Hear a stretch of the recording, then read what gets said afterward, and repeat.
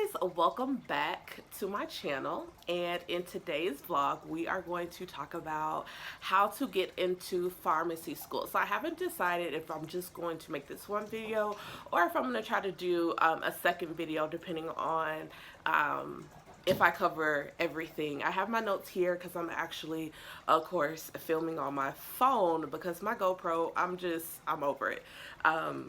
I'm like, the SD card is full, and I'm like, I just bought this SD card. Like, I bought it before I went to Kansas, and I didn't use it that much while I was in Kansas for filming. The most of the time I used my phone, and then I just decided not even to upload that vlog. So I'm using my iPhone to film today's video, and then I have my notes pulled up on my computer. So if you see me glancing over, just know that I'm looking at my notes to kind of make sure I stay on track. And then also the water sound, or like peeing sound that you hear in the background, that's our fish tank, because I'm actually filming in my little office that I'm supposed to be using for studying and to do homework.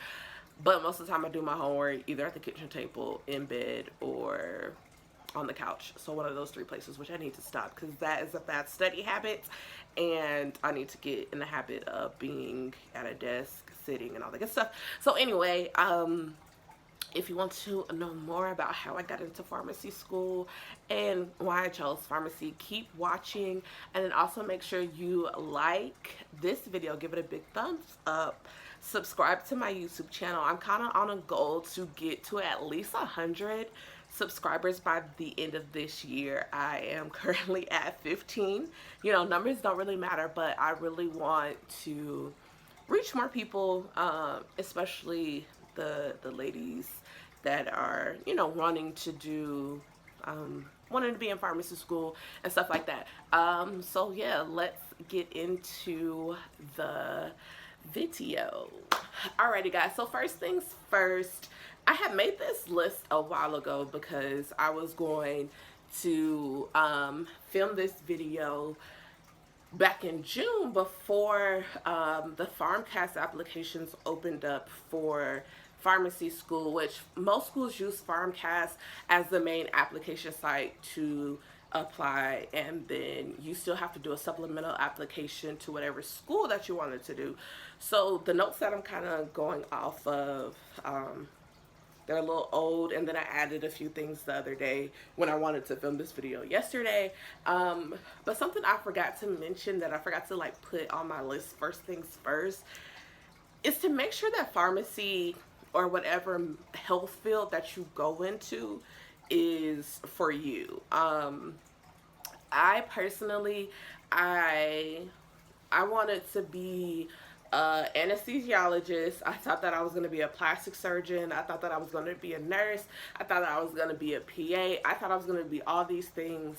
And pharmacy was in there, but it was like at the bottom of my list because I had, in the old days they used to call them candy stripers, but now they call them like youth Red Cross volunteers. So a lot of people probably know this, that my mom was previously military and she retired at Fort Gordon, and so Fort Gordon of course had the Red Cross Youth Summer Volunteer, so you could go and volunteer at the hospital during the summer.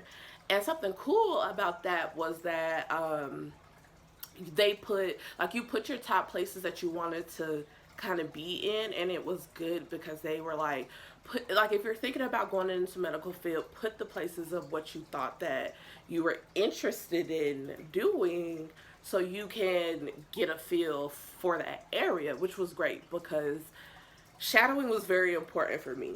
Because at first I did nursing because I thought I wanted to be a nurse. And I got in there, guys, and it was not for me. It legit takes a special person to be a nurse, and I am so glad for my friends who are nurses because they deal with a different level of things. Like, they work hard, they earn that degree, like they earn all the respect that we could give them. Like, I would put a nurse before I put an MD. Like, that's just how seeing how nurses work and like shadowing them, I appreciate what they do, because it was not for me. So after doing like the nurse shadowing, I did the canning striping maybe for like 5 or 6 years. Like I did it for a long time, so I was like able to see like different areas within the medical field of like things to do. So I think like 2 summers later, I started um with like the surgical department. And so I met, I still remember her name to this day because it's like amazing, Colonel Sunshine. um she was the like the head anesthesiologist at Fort Gordon at the time, and she allowed me to go in and view surgeries with her and see what she does on a daily basis. And I got to see all types of surgeries. I can never forget my open heart surgery, my first open heart surgery that I saw. Um, and it was weird because they actually drain all the blood from the body, all that good stuff. And then, so I can't remember the title of the position of the people who do that. So that guy let me see what he does and how he has to keep the oxygen levels and everything, like the pH, all that good stuff in the blood, perfect for when it's time to put the blood back into the body, that it runs smoothly. I remember seeing like knee surgeries, all kind of different like ortho surgeries, because that was like mainly like what they had. I remember like one guy, he woke up on the table. I'm like, is this normal? And Colonel Sunshine was like, yes, like that is normal for sometimes for people to wake up, and that's her job to put them back to sleep. She was like, they don't really even remember. But anyway, so the only bad thing about being an anesthesiologist, schooling is a long time, and it is very cold in the OR, and that is not for me. Because when I get very cold, I want to grab a blanket and go to sleep. You can't go to sleep in the OR. Like, it's somebody's life in your hands. So I was like, no. Um, so I really didn't even get to get introduced into pharmacy while I was doing like the the hospital volunteering.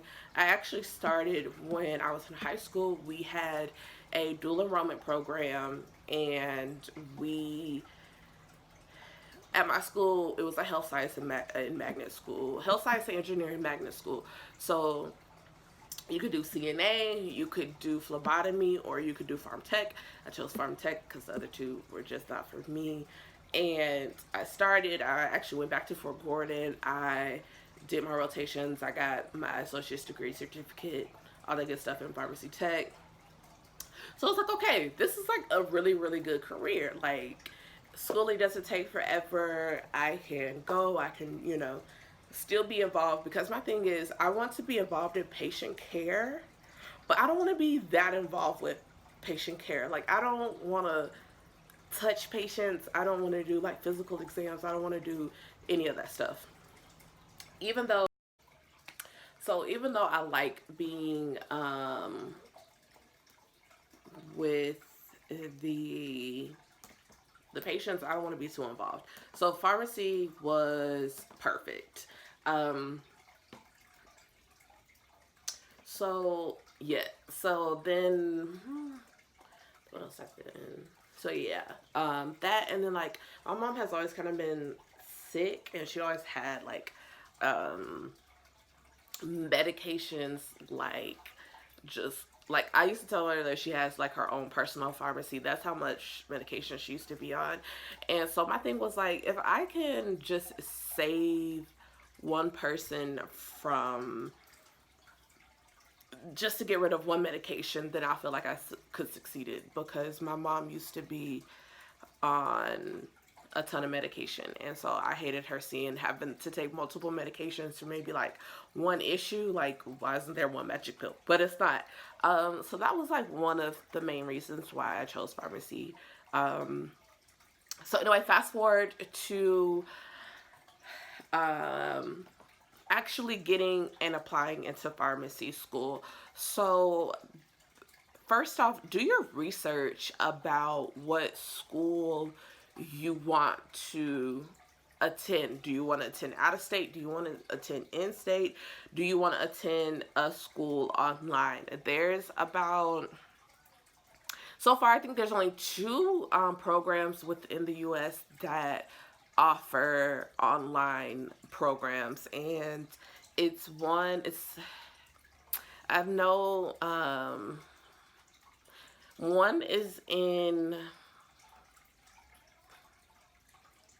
honestly I can't remember, like it's like not coming to my head, but however there are two programs. There's one in Miami, it's a private school that offers an online portion, and then there's one um like in the up north Midwest that offers an online program as well. And I applied to both of them, and I didn't get an interview for those schools, which that was a blessing in disguise, because God knew that me doing online is not for me. Like, I need to be in person. Um, so I made sure that, like, even though I applied to those schools, they weren't really a good fit for me, and I ended up, the current program that I'm in is, of course, face to face. We have like some online classes, but majority of the time it's face to face, and that's how I prefer to learn, being in person and seeing the teacher. That way I can ask questions in real time. So when I looked at the schools, whether or not, which schools I wanted to do, of course, I looked at the cost. I looked at, like, of course, in-state tuition, because at the time when I was applying, this was a year ago, I, I am still living in Texas, so I was looking at schools in Texas, close to Texas, and my my first choice, of course, was like the online programs, because I figured that we would still be able to PCS if we needed to, and I could still, work part time while I was in school. And then, like, there are certain periods of time you would fly to wherever you need to go for a couple of weeks, do that in-house, in-person stuff, and fly back. So, that was that. Like, and then so those were my first choices. My third choice was the current program that I'm in now, because it's here at Fort Bliss in Texas, in El Paso, and it would have worked out. Like, I wouldn't have to travel. I wouldn't have to, move back home, which was my other choice, was the Philadelphia College of Osteopathic Medicine. They have a campus in Swanee, Georgia, which I could have still had in-state tuition, because I would have just used my mom's address. So I did get offered an interview for them and got accepted into that program as well. I had did all the paperwork for me to go, because I hadn't heard back from UTEP yet. And that's a whole situation within itself. Like, that was crazy, because I actually applied for early admissions to UTEP. I didn't get accepted. Like, they were basically like, you need to finish more of your prereqs, all this good stuff. So I'll go a little bit in detail about doing your prereqs and all the other stuff a little bit later in the video. But they didn't accept me. They didn't even offer me an interview, and it was a blessing in disguise. Somebody messed up, and it played well on my part, and I ended up getting an interview, getting accepted, and that's where I am today.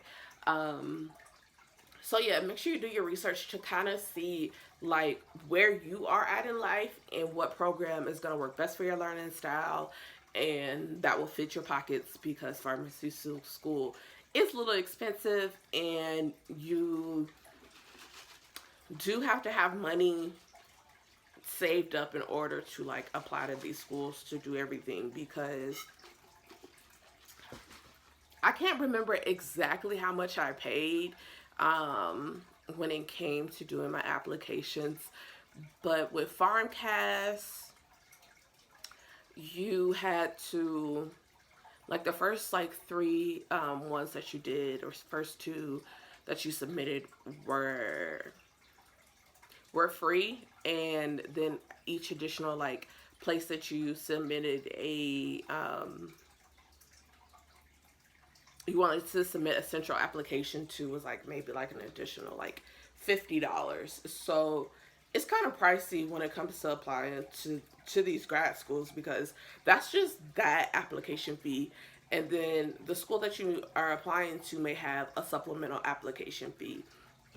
So UTEP had a supplemental application fee of maybe like $100. So I knew that I needed to set aside at least a good $300 to $400 just for my application fees. Like that was set aside for me to actually apply to these schools, order transcripts, order whatever paperwork that I needed to have in order to apply to these schools, because I took a lot of classes at a lot of different schools. So I maybe in total had like 5 or 6 different transcripts that I had to order, and there they can range from like $10 to $15 a piece depending on the school, and make sure that it's an official copy, all the good stuff. So just keep in mind that when you're doing your research. Also, when you're doing your research, look deeper into the school during that application process, or like their application requirements, because each school has like a ranking system just based off of your application. So with UTEP, they had a like a minimum most schools are leaning towards the minimum GPA requirement. They also required you to take the PCAT. Some schools do not. I can't remember if PCOM required the PCAT. I know the online schools, they required it.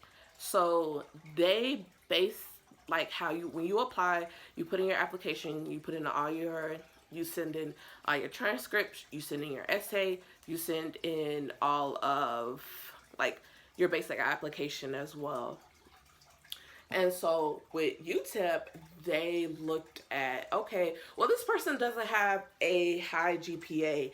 However, their PCAT score was really good. So they kind of like try to balance it out to make sure that, okay, just because this person doesn't have the GPA does not mean that they aren't capable of doing the work, of being successful in this program. Because at the end of the day, like, your GPA is just a number. Like, to me, it's just a number. It doesn't determine how well you are as a person, or if you're smart or if you're not smart, because some people, they just don't test well.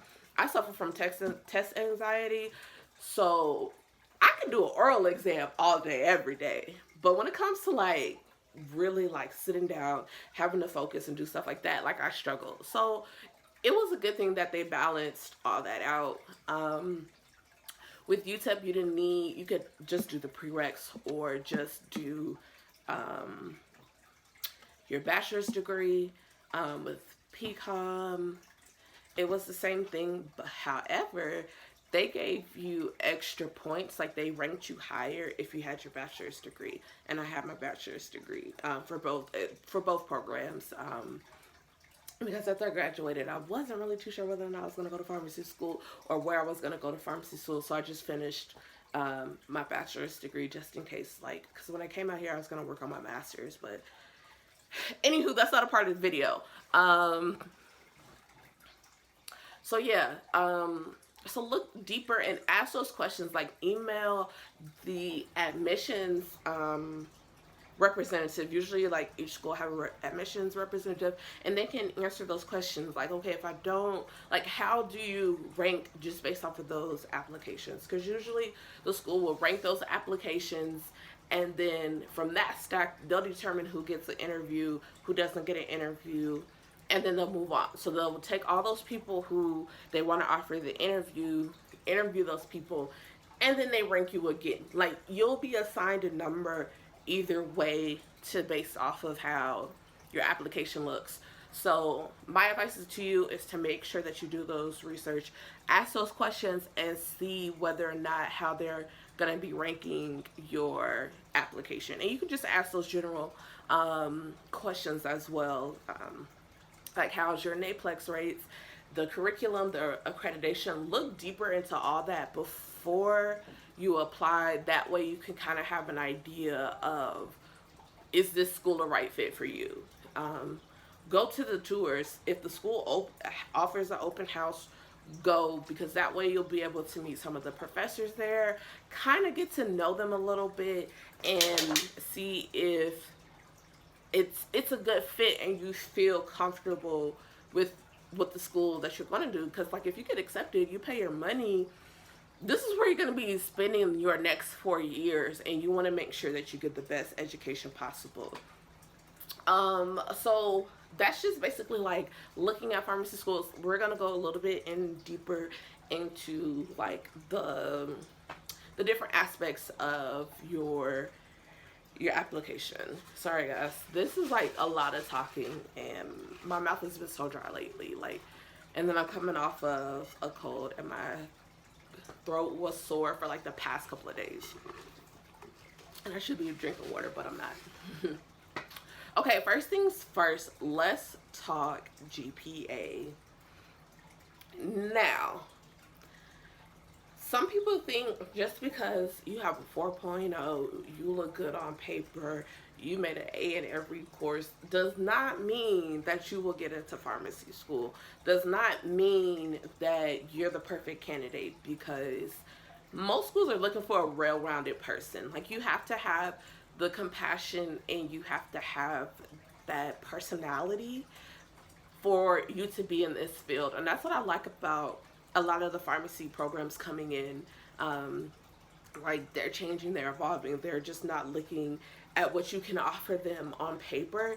They want to see how you are going to do in person. So I think I may do like a part 2 of this video of like the actual interviewing process. So yeah, I think I'll do that, because I did 2 interviews. I did a regular interview to MMI. So that's how they kind of determine whether or not you're a good fit outside of being what you see on paper. So when I applied to pharmacy school, I had like a 2.8, a 2.9. So I was like right there at the cusp of a 3.0, and majority of the schools that I applied to, the minimum requirement GPA was like a 2.5. And so I did that, or applied to a school where they didn't have a GPA requirement. And I did that so I could look a little bit better, look a little bit better when it comes to applying versus applying to a school where their minimum GPA was like a 3.0. And I know I was like right there, but I wasn't quite there, having a 2.8, a 2.9. I really don't remember, because this process was, when did I apply? Like in 2017, 2018? Yeah. So if you don't have that GPA, of course, I would say retake some of the major classes like the biochemistry, your anatomy, your chemistry, your biology, and focus on those to try to get your GPA higher. If you need to. If your GPA is good, then okay, that's one thing that that's already checked off your list. However, if you go to a school in the state of Texas with the University of Texas system, you can't retake a class just because you want to retake a class. Like, if you have a C or above, they will not let you retake the class, which I'm like, if I'm paying out of my own pocket, I should be able to take the class. So keep that in mind. In other states, if you're paying for the class, you want to retake the class to get a higher grade, so be it. But with the University of Texas system, they actually have a law that you cannot retake a class if you received a C or higher in a course, and that's for all their courses. So that's a little tad bit. So yeah, don't be afraid if your GPA is not at a 3.0 or 4.0 or 3.5. There's still a chance that you can get into pharmacy school, because they look at so many other factors of your application. So that's what going into the PCAT source. I actually took the PCAT twice. because when I originally took it, my biology scores were through the roof. I was a biology major, so it came naturally to me. I didn't struggle there, or in the math, or in the writing was a little bit, because I think I did the writing last, and by the time I got to the writing, I was over with. That exam was 4 hours long, and I was tired. Like, I was tired. So I retook it a couple of months later because I wanted to improve my writing and improve my chemistry score. My chemistry score was not that bad, but it could have improved. So when I took it the second time, my chemistry score did improve. My biology score went down a little bit, but that's kind of like expected when you take an exam. One score is probably going to go up, another one may kind of or go down a little bit. I did use, I don't have the book, I actually got rid of it, the Kaplan PCAT study book, and that was very helpful. And then I took like the online practice exams that came with it. So again, the school that I'm currently at, they look at both your GPA and your PCAT. So if your GPA is kind of low, but you did really well on the PCAT, they kind of feel like, okay, you balance out. Even though your GPA wasn't strong, your PCAT was strong, and vice versa. That way they can kind of, make sure that they're still getting a well-rounded person. So that was a good thing. That's one of the questions that I asked when I was doing my research of the school. Like, how do you weigh everything? How many points go towards whatever? And I can't remember if PCOM looked at the PCAT scores. Honestly, I really don't think it was required. It just happened so quick with PCOM. Like, I did the application like a week before I got the interview, and I did the application. They hadn't even like received my application from Farmcast. I just did the supplemental application that was on their website, so I put in whether or not I had a degree, all this other good information.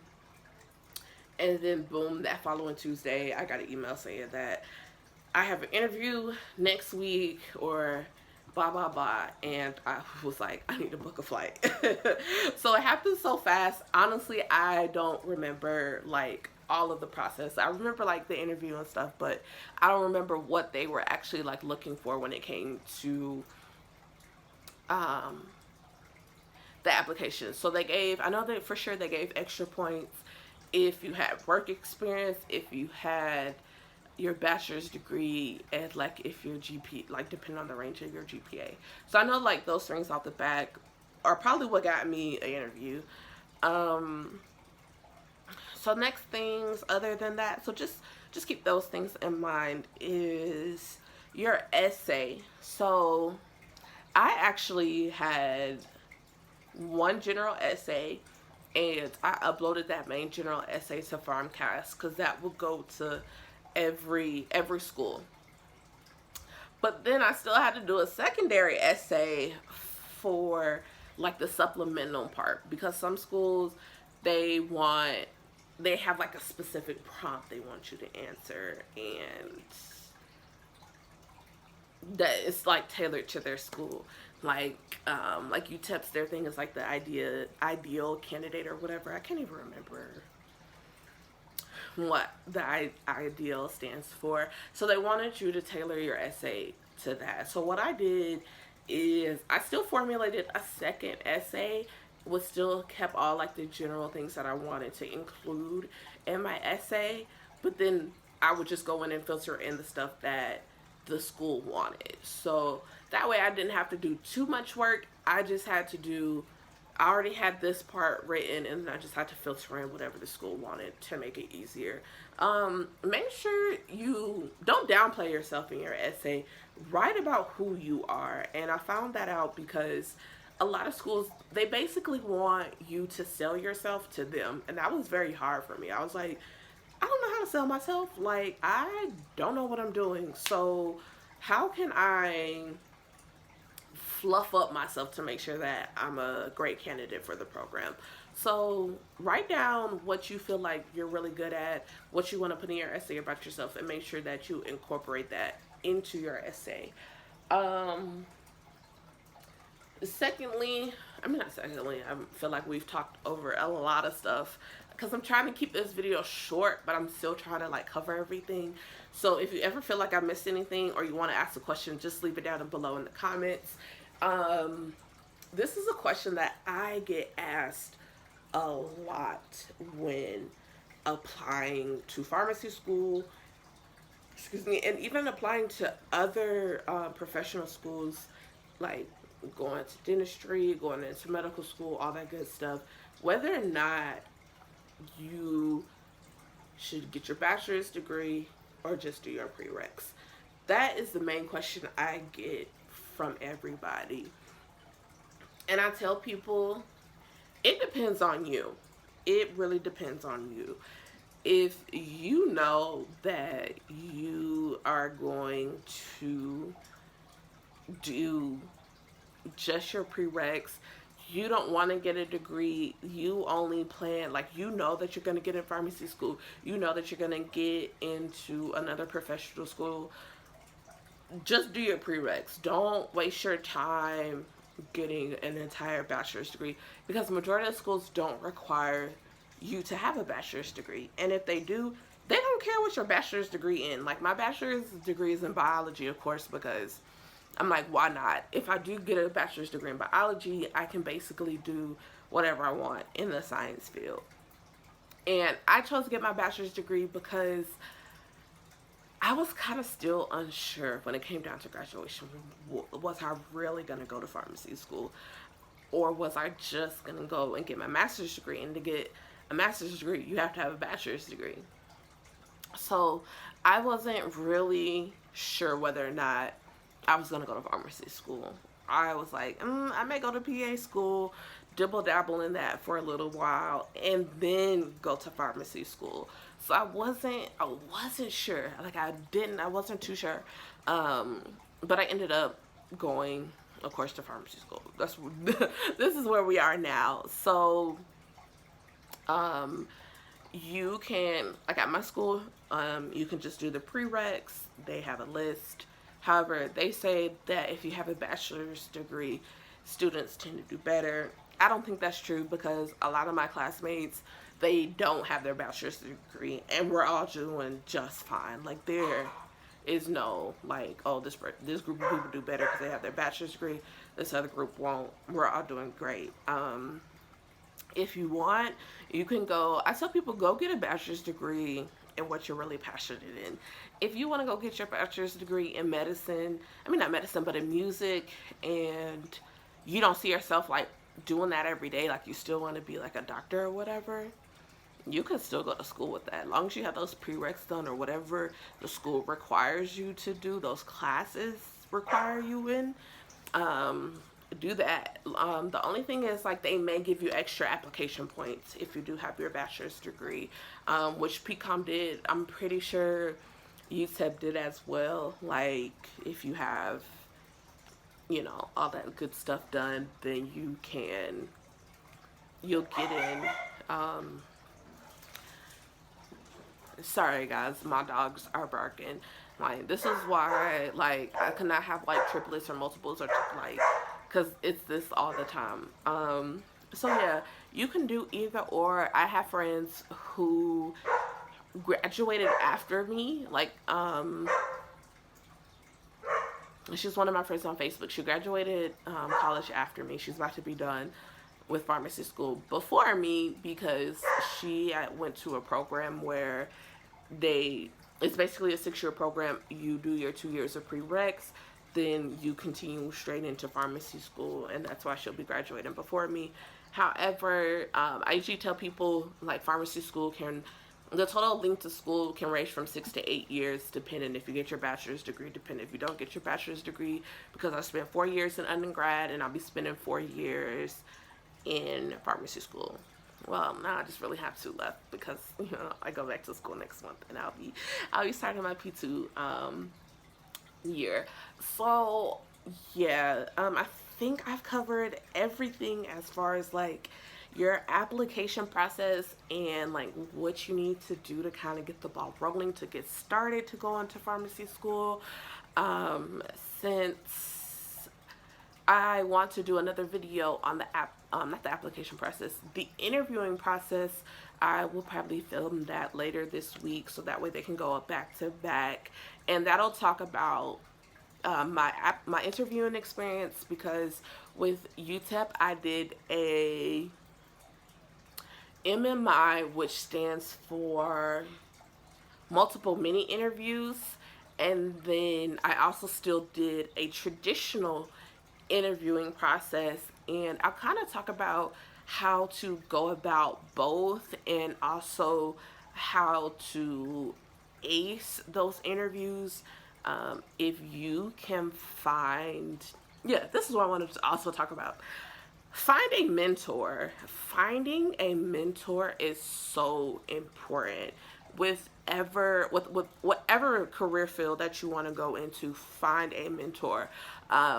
I was grateful enough. I think I really feel like me coming to El Paso was like a big blessing in disguise, because when I moved out here, I started working at William Beaumont, and I was working as a clinical pharmacy tech, and those group of pharmacists that I worked for, amazing. Like, I am so grateful for them, because I would have not even gotten, I don't think I would have gotten to pharmacy school if it weren't for them. So I'll go into detail a little bit more about how my mentors really helped me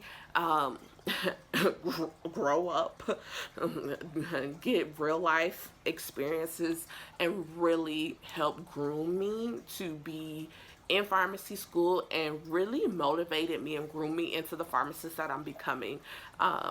So I'll talk more about that in the part 2, because they really helped me practice for my interviews. So I'll kind of go into detail more about my mentors and how all that came about, and how how they prepped me for the interviews and all that good stuff.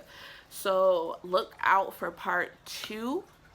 Hopefully I can film it. I'll probably film it this week, because I have nothing better to do. Not that I have nothing better to do, it's just that since I'm out of school, I have a lot of time on my hands.